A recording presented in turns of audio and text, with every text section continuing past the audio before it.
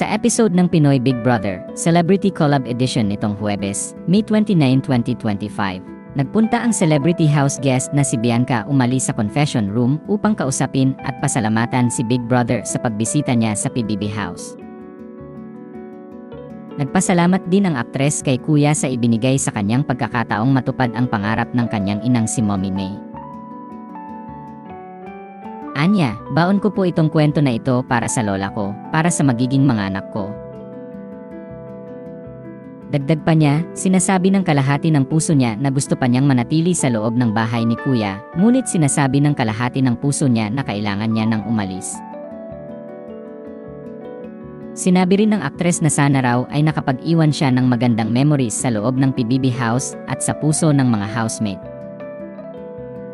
Sa puntong iyon ay muling inilabas ni Bianca ang litrato ng kanyang ina na una niyang ipinakita nang pumasok siya sa bahay ni Kuya. Matatanda ang sinabi ng aktres na ginawa niya ang pagpasok sa PBB House hindi para sa kanya, kundi para sa kanyang ina na nanood ng naturang programa noong nabubuhay pa ito.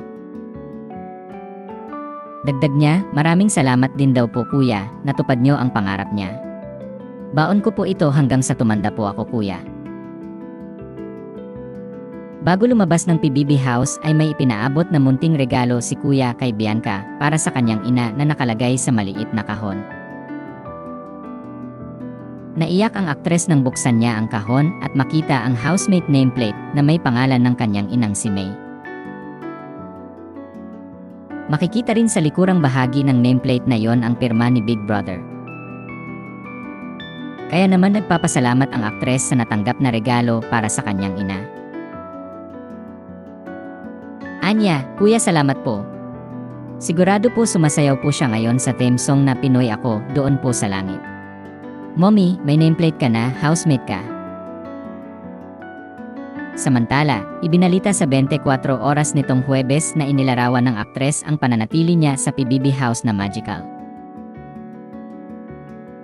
Ayon sa kanya, hindi raw niya inakalang magiging ganoong kaganda ang adventures niya sa loob ng bahay ni Kuya. At sobrang saya raw niya dahil nagagawa niya yon para sa kanyang ina.